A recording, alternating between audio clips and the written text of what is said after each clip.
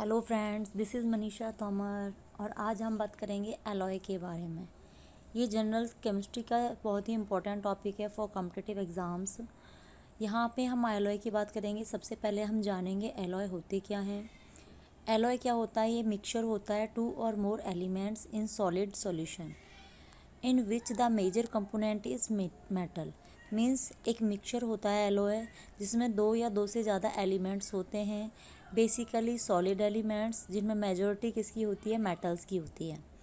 Most pure metals either either too soft, brittle और chemically inert for practical use. चाहे metal कैसा होता है, सॉफ्ट हो, ब्रिटल हो, केमिकली रिएक्टिव हो, वो प्रैक्टिकल यूज़ में यूज़ होता है।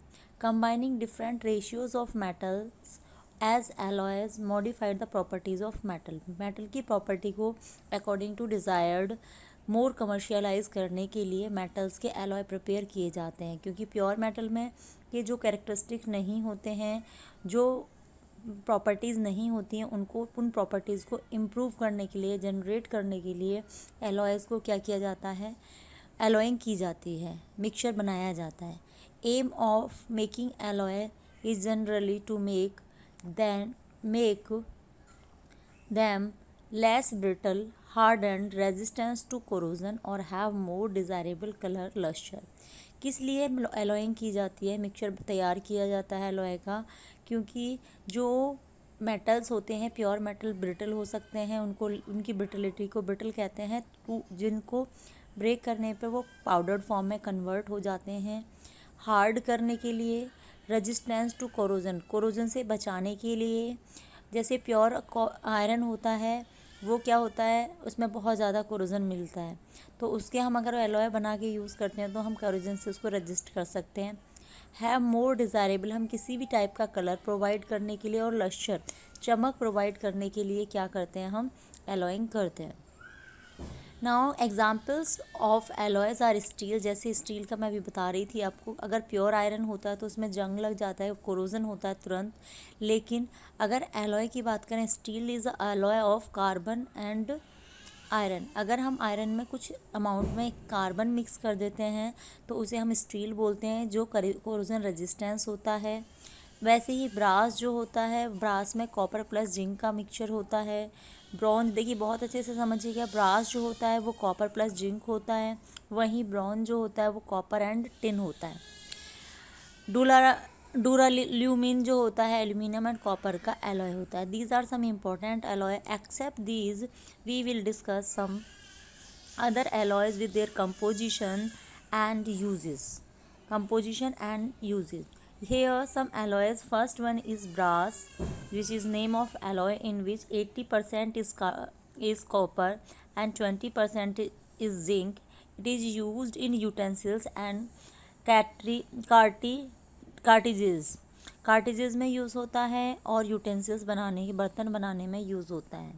Bronze, copper 90%, tin 10%। Making for statues, medal, ships, coins, machine, इन सभी को बनाने में ब्रॉन्ज का यूज़ किया जाता है।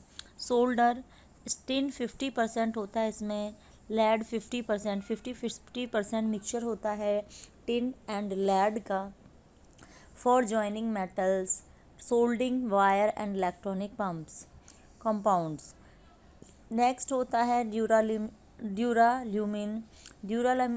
जो मिक्सचर होता है वो एल्यूमिनियम का, जिसमें 95.5% एल्यूमिनियम होती है, 3% copper, 1% manganese and 0.5% magnesium. Is use to in bodies of aircraft की बॉडी बनाने में काम आता है, किचन वेयर बनाने में काम आता है, और ऑटोमोबाइल्स के पार्ट, मतलब जो भी हमारे ऑटोमोबाइल्स होते हैं उनके पार्ट्स बनाने में यूज़ करते हैं। जर्मन सिल्वर, इसके अंदर होता है कॉपर का 60%, जिंक का 20% और निकल भी 20%। मीन्स 60% कॉपर एंड 20% जिंक और निकल का मिक्सचर क्या कहलाता है? German silver. And it is used for making utensils, बर्तन और ऑर्नामेंट्स बनाने के काम आता है। गन मेटल, जिसमें कॉपर 80%, कॉपर 90% होता है, टिन 10% होता है, and it is used for gears and casting etc. Bell metal जो होता है इसमें 80% कॉपर 20% टिन होता है। ये बेल्स बनाने के और गैंग्स बनाने के काम आता है। मैग्नीशियम जो होता है ये 90% एल्यूमिनियम प्लस 10% मैग्नीश का मिक्सचर होता है। बैलेंस बीम और लाइट इंस्ट्रूमेंट बनाने के लिए यूज़ किया जाता है। टाइप मेटल जो होता है वो जिसके अंदर लेड जो होता है 82% होता है। एंटीमनी एसबी को एंटीमनी कहते हैं 15%। एंड टिन 3% होता है जो कास्टिंग टाइप में यूज़ होता है। And last one is stainless steel. This is mixture of iron, nickel, chromium and cobalt. It is used in the formation of utensils and cutleries. तो यहाँ पे हमने कुछ एलॉयज़ के बारे में स्टडी किया। आई होप आपकी समझ में आया होगा ये वीडियो। अगर ये वीडियो आपकी पसंद आया है, आपको पसंद आया है, तो इस चैनल को अगर सब्सक्राइब नहीं किया तो सब्सक्राइब कर लें, कमेंट करें, शेयर करें। Thank you so much.